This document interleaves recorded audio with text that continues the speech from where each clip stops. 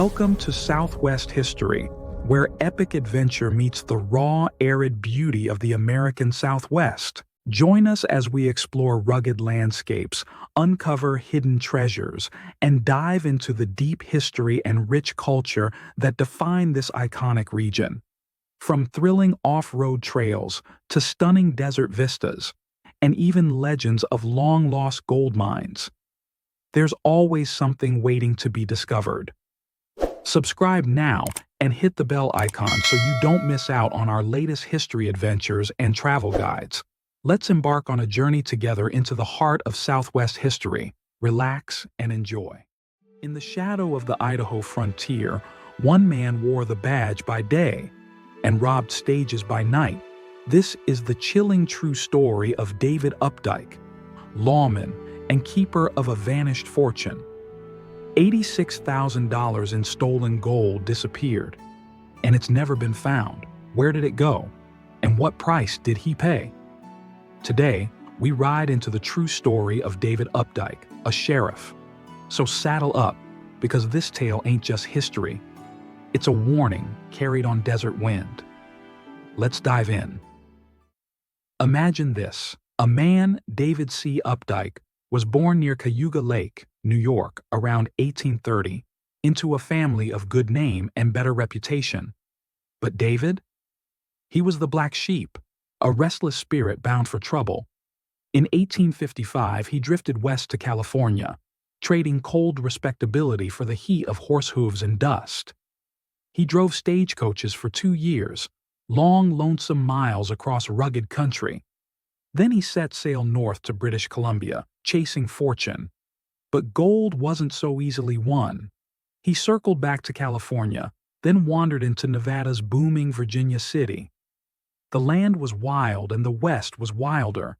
But in 1862, a new whisper on the wind caught his ear. Idaho. Rich gold in Florence. David followed that siren call like so many others, not knowing his name would one day be cursed by lawmen and outlaws alike. By the fall of '62, Updyke struck dirt on Ophir Mountain in Boise County. He wasn't just a dreamer anymore, he had a claim, and it paid.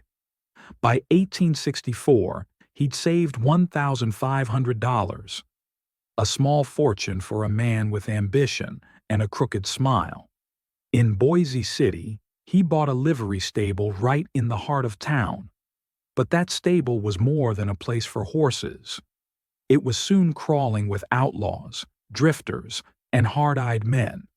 David wasn't yet a criminal in the law's eyes, but he walked among them like he belonged. Then came the unthinkable. In March of '64, Updyke was elected sheriff of Ada County, a man with friends in the Democratic machine and shadows trailing close behind. They called it politics, but to many, it was the first warning shot of a storm to come. Updyke wore the badge, but he never left the gang. Soon, whispers started in saloons and among sober men alike. The sheriff was tied to stolen gold and even a stagecoach robbery near town. Still, no proof stuck. His stable, now known as Updyke's Gang HQ, was crawling with lowlifes, but he stayed just inside the line. Then, like thunder rolling in the hills, he made his move. A vigilante group had formed out by Payette River, 30 men strong, fed up with the lawlessness, but Updyke called it rebellion. He got their names, got warrants, made a posse of 20 rough men. Their plan wasn't an arrest, it was ambush, shoot the leaders, claim they resisted, but word traveled faster than a six-shooter. As Updyke's posse saddled up at 4 p.m., a lone rider galloped ahead to warn the Payette boys. Updyke rode north with fire in his belly, visions of vigilantes swinging from trees. But when his posse reached Horseshoe Bend, the outlaw reinforcements never showed. No time to wait. They rode on. At Payette River, instead of scared farmers, they found 30 armed men waiting, rifles in hand. Outnumbered and outgunned, Updyke backed down. A deal was struck. The vigilantes would face the warrants in court, but they'd stay armed and untouched. Back in Boise, the charges were dropped. But something darker had stirred. The vigilantes, humiliated but not defeated, began watching Updyke like hawks. Around campfires and courtroom steps, folks whispered, if something bad happened in Ada County, Updyke's gang had a hand in it. Then came Portneuf Canyon and blood. July 26, 1865. The summer sun blazed hot over Portneuf Canyon, and a stagecoach groaned under the weight of its precious cargo, $86,000 in pure Idaho gold. But it never made it through. Updyke and three masked men struck like wolves. Gunshots echoed off the canyon walls. When the smoke cleared, 4 passengers lay dead, 2 others wounded, and the gold was gone, vanished like a desert mirage. The territory gasped in horror. The vigilantes hunted down the outlaws. But Updyke? He was still sheriff, still untouchable. But the people weren't blind anymore. That stolen gold cast a long, gleaming shadow, and the name Updyke was now spoken like a curse. Still, he strutted through Boise, smug behind his badge, the keeper of law by day, the keeper of secrets by night. Thank you for joining your history, frontiersman Romont, for more Southwest lost gold and treasure tales. Please leave a like, comment, share, and subscribe for further history tales. Hit the notification bell if you would like to help support my time and channel.